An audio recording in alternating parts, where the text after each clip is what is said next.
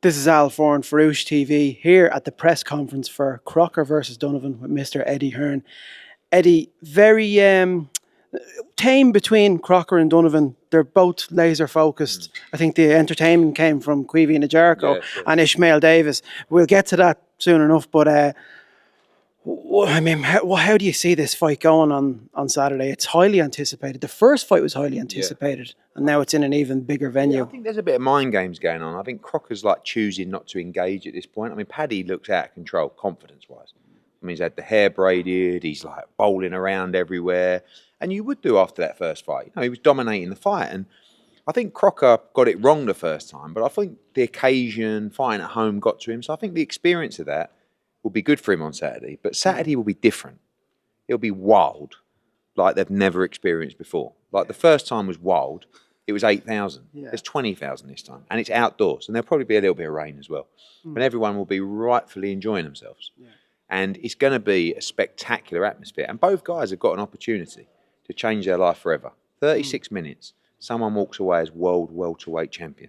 First fight in the history of the sport between two Irishmen for the world title. It's huge. It's a fight of massive magnitude. And just to go to the coaches as well, Billy Nelson said that Lewis Crocker was only at 30% in that fight in March. Do you believe we'll see a better Lewis Crocker on Saturday night? I definitely believe we'll see a better Lewis Crocker. Whether it's good enough to beat Paddy or not, we will see. But you'll get a different Crocker this time. I mean, if Crocker doesn't go in there and let his hands go and take chances, he'll regret it forever because that's the way he's going to win the fight. He's not going to win the fight by following Paddy around with a high guard and trying to box with him. He's a puncher and he can punch hard.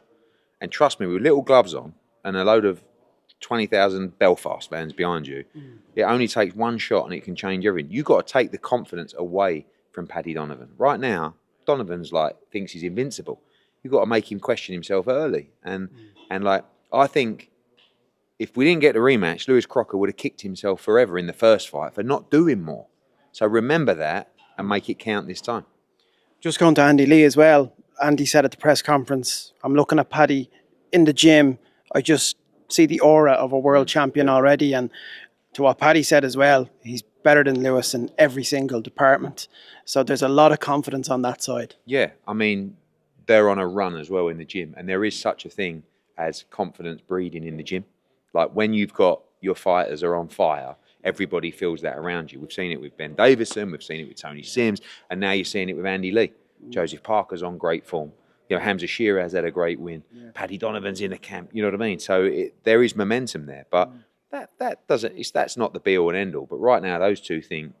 I mean, you can tell Paddy's in great shape. Crocker looks in phenomenal shape. You know, in the pictures yesterday, looked really well. And you know, he's taken himself away out of Belfast for this fight, but he'd have to control his emotions. Like when Paddy walks to the ring on Saturday, it ain't going to be pleasant.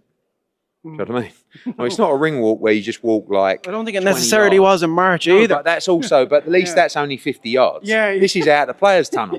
You got to find your way to the ring somehow. You know, it's like rain and beers flying around everywhere. So, you know, it's gonna be wild. Plenty of angry people in ponchos. Yeah, exactly. Yeah. I'll be one of them. Yeah. A lot of entertainment between Ishmael and the Queen. It was brilliant. Listen, you were enjoying it. You just let them go. We live in a world at the moment with cringe bullshit around not real boxing. Do you know what I mean? And I get it because like it's what kids want to watch and like. So when you get the build-up of a world-class fight, but with the same kind of energy and atmosphere and back and forth, that's great. And it doesn't like there was nothing set up. I mean, there was one C-bomb, but like there was nothing that was like really personal or overly nasty. It was two guys stating their case about why they win the fight of their career on Saturday night. And there's nothing wrong with that. And it's a brilliant 50-50 fight. And that just gets you more invested. I mean, you know, Tyrone and Dylan Moran. I've never heard of Dylan Moran. I'm listening to these two going, oh my God, I can't wait for this fight. So you know that the viewer is as well. And if you look at the card, you know, of course, Keevan against Davis, Tyrone McKenna against Dylan Moran. Now, even the two lads on the undercard, two all-Irish boys, Farrell, they're up there. I'm going to knock you spark out. I heard you've been dropped in the gym. I'm just going, I don't even know your names, but I don't care. I can't wait to see you fight. You've got Pat Brown's in a real big step up. Molly McCann is making her debut as well. It's a brilliant night. Brilliant night. It is a brilliant night. It's a brilliant night of showcasing Irish boxing as well, which is great. And it's obviously with the main event, either Irish man will be, a world champion. Absolutely. Unless it's a draw. We won't talk about that. No, we won't talk about that. Someone will be crowned. Someone says, "What if it's a draw?" So, I don't you can say that. Or, I just want to go to the heavyweight fight between Joseph Parker and Fabio Wardley. I overheard you speaking about it. What's your take on that fight? I know it was, and what we're hearing, it was initially meant to be Dubois and Parker on the 25th of October. I never see Dubois taking that fight. I mean, he pulled out the fight 24 hours before the first fight. That would be the worst decision and worst fight for Daniel Dubois right now, Joseph Parker.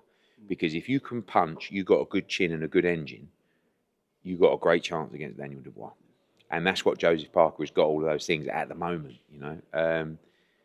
It's hard to kind of rule Fabio out ever, but it is a massive step up for him. And let's not forget, we can say he got lucky against Hooney. He didn't really get lucky. He won by knockout, but he was losing virtually every round against a guy on 3 weeks' notice with a dodgy shoulder. And Joseph Parker is, right now, he's got that experience than Hooney, and he's full of confidence. But Fabio's game, and he can punch. And I do think it's a step too far for Fabio, but it's guaranteed excitement, and he deserves all the credit.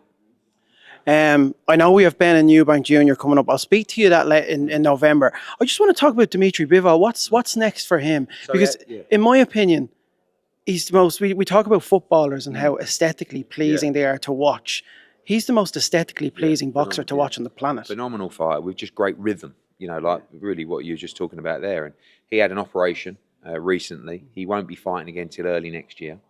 He's kind of at the stage now where he's like, I just want the biggest fights. People talk about the Canelo rematch. I don't think Canelo and Reynoso would step back in the ring with him personally, because he got well beat in that fight. Obviously, the Beterbiev the